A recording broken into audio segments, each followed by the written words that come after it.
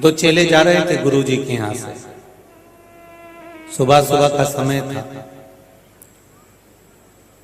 दोनों में से एक चेले ने कहा, देख वृक्ष के ऊपर, पेड़ के ऊपर तोता बैठा है। वृक्ष के ऊपर तोता बैठा है।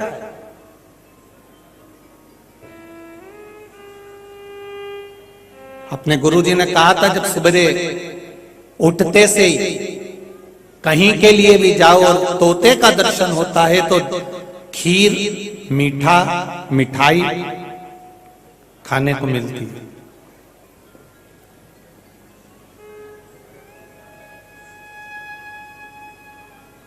आज तोते का दर्शन हुआ है तो मिठाई खाने को मिलेगी, खीर खाने को मिलेगी।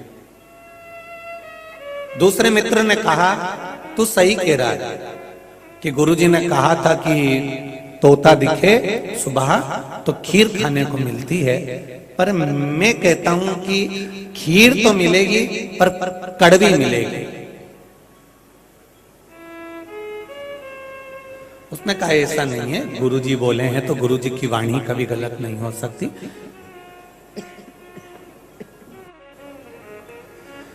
गुरुजी की वाणी कभी गलत नहीं हो सकती। खीर तो मिलेगी, चाहे कुछ भी हो, खीर जरूर मिलेगी। दोनों चले, आगे बढ़े और एक यजमान मिले और उन्होंने कहा, ब्राह्मण देवता आप मेरे यहाँ प्रसाद खाने चलिए, आज हमारे यहाँ चतुर्थी का उद्यापन है। एक ब्राह्मण ने दूसरे ब्राह्मण से कहा, देख ले, मैंने तेरे से कहा था ना कि खीर खाने को मिलेगी। यजमान आ गया, चलो भोजन करने। और दोनों जब भोजन करने बैठे, पूड़ी, सब्जी, भुजिया सब आ गया, साथ में खीर भी आई। तो मित्र ने मित्र को कोनी मारकर कहा, देख ले खीर आ गई ना, गुरुजी ने कहा था तोता दिखता है तो खीर खाने को मिलती है, मीठा भोजन मिलता है। अब दोनों ने जैसे मुंह में खीर ली तो खीर इतनी कड़वी कि दोनों ने उठकर कुल्ला करा।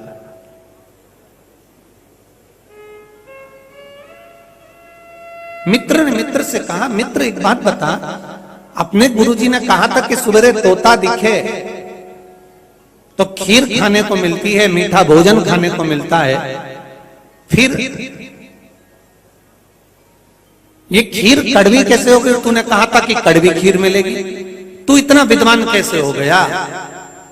उसने कहा, गुरुजी ने तोते को कहा था कि तोता दिखे तो मीठा भोजन मिलेगा, पर तोता नीम के पेड़ पर बैठा था, इसलिए मैं समझ गया कि खीर कड़वी मिलेगी। ये निश्चित था।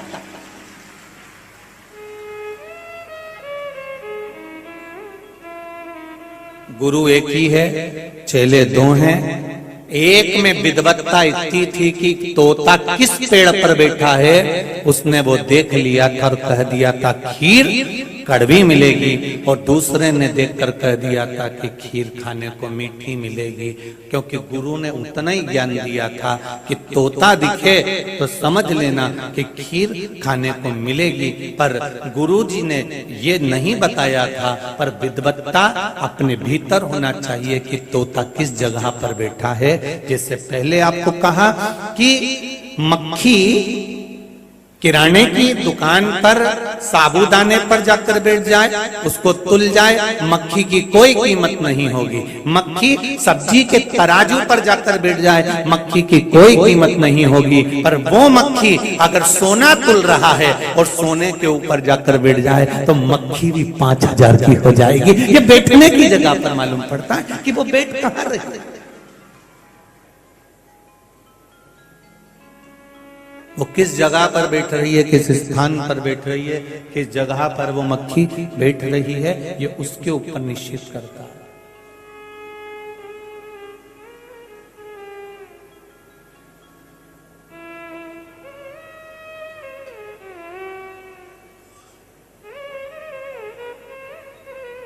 दुर्योधन और अर्जुन ये दोनों एक गुरु के चेले हैं, एक ही गुरु की।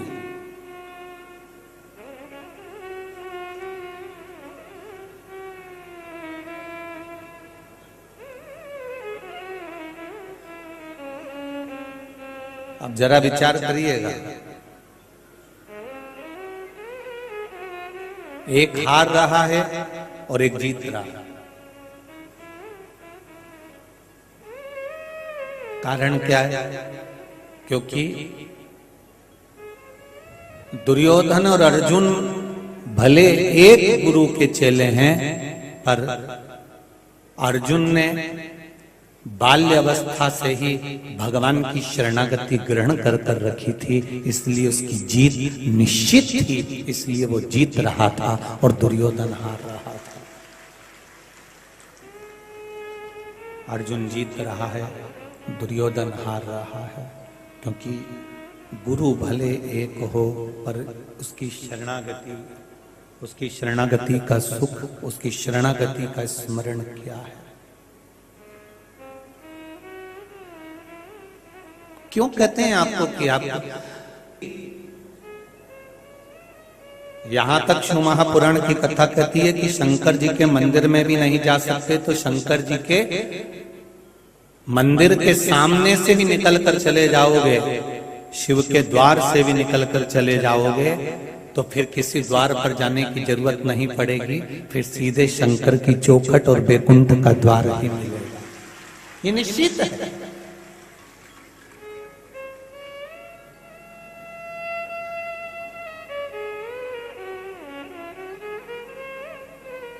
दुख कितना भी हो, कितनी भी तकलीफ, कितना भी कष्ट हो, एक पत्र आया है, उस पत्र में किसी ने लिखा है, देखिए।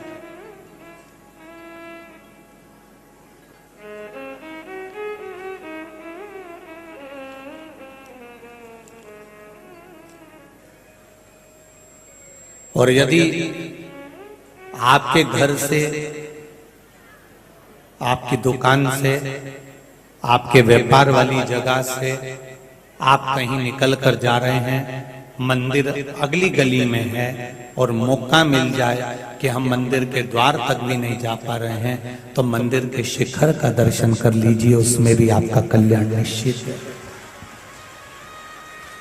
उसमें भी आपका कल्याण निश्चित है। आप उसका दर्शन करें।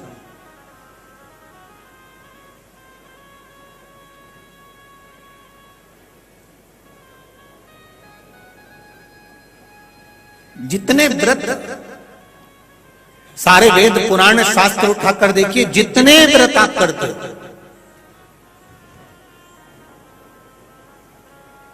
जितने व्रतों को आप धारण करते हो, जितना दान आप करते हो, जितना आप पुण्य करते हो, ये सारा दान, ये सारा पुण्य, ये सारा व्रत हो सकता है कि तुम्हारे मरते मरते तक, तुम्हारे प्राण छूटते छूटते तक ये सारा पुण्य समाप्त हो जाए।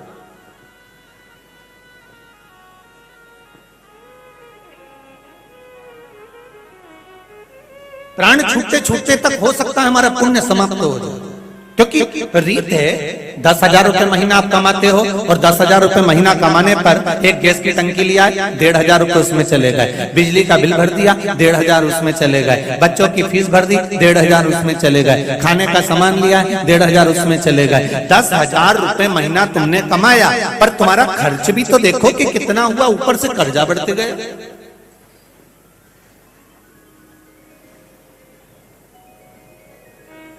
ऊपर से कर्जा बढ़ रहा है। जरा विचार करिए कि 10,000 रुपए महीना हमने कमाया, पर हमारा खर्चा कितना हुआ। उसी तरह शिव पुराण कहती है कि तुमने दान करा, पुण्य कमाया, व्रत करा, पुण्य कमाया, तुमने कुछ अच्छा काम करा, पुण्य कमाया, मंदिर गए, पुण्य कमाया, तुमने दर्शन करे, पुण्य कमाया, ये सारा पुण्य, तुमने भूखे को भोजन कराया, पुण्य कमाया, पानी पिलाया, पुण्य कमाया, कन्या दान करा, पुण्य कमाया, गौ माता की सेवा करी, पुण्य कमाया, तुमने पुण्य तो इकट्ठा करा। 10,000 रुपए महीना तुमने कमाया तो सही, पर तुमने खर्चा भी देखो, किसी को गलत दृष्टि से देख लिया, पुण्य कटने लगा, खर्चा तो जा रहा है। किसी को अपशब्द बोल दिए, झूठ बोल दिए, प्रपंच कर लिया, आड़ा टेढ़ा बोल दिया, कहीं कुछ कह दिया, ये हमारा पुण्य धीरे धीरे धीरे धीरे समाप्त होते चले गया। मरने का समय आया तब तक पुण्य एकदम समाप्त हो गया। पर शिव पुराण कहती है कि तुम्हारा करा गया व्रत, उपास, दान, पुण्य सब समाप्त हो सकता है, पर शंकर भगवान पर चढ़ाई हुई एक बेलपत्री और एक लोटे जल का पुण्य कभी समाप्त नहीं होगा।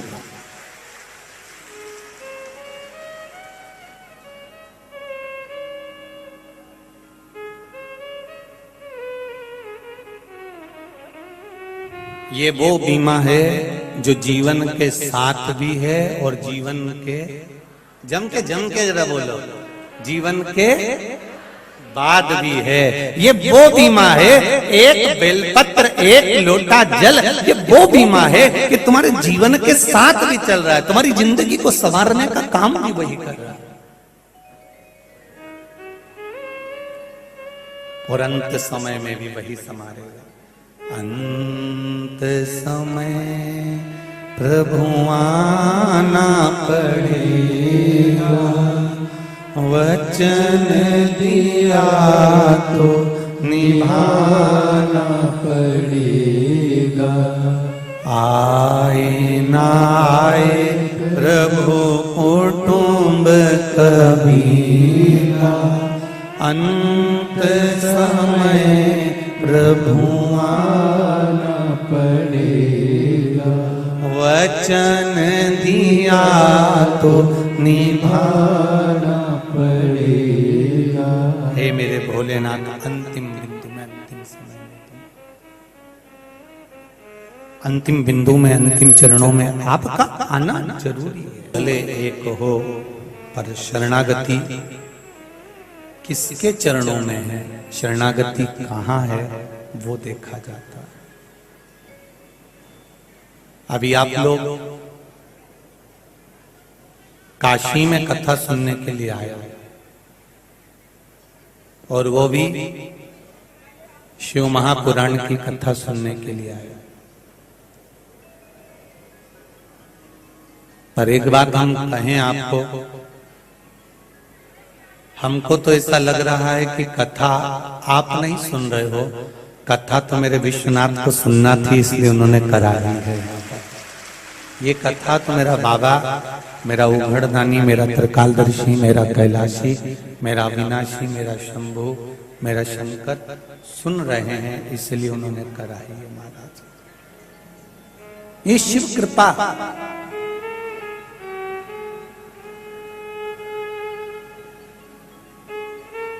और किस नगरी में कथा सुन रहे हो? काशी की। कबीरदास जी, तुलसीदास जी, जगतगुरु शंकराचार्य जी, जितने भारत की भूमि के विद्वान से विद्वान, विद्वत से विद्वान संत जितने भी हुए हैं, इस काशी की धरा, इस काशी की भूमि पर, इस काशी की धरा पर आकर उन्होंने विद्वत्ता को प्राप्त करा है और भगवान का साक्षात दर्शन किया है। ये कोई साधारण सी धरा नहीं है काशी।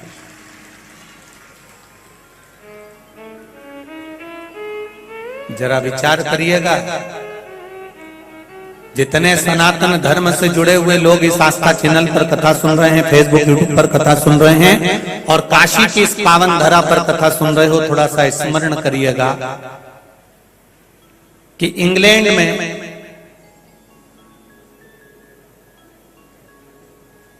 1811 में पहला स्कूल खुला था। कहां पर? जम के बोलो जरा सा। इंग्लैंड में 1811 में, सन 1811 में पहला स्कूल खुला था। और जब 1811 में इंग्लैंड में पहला स्कूल खुला था, उस समय में भारत में 7,32,000 गुरुकुल थे। जरा विचार करिए।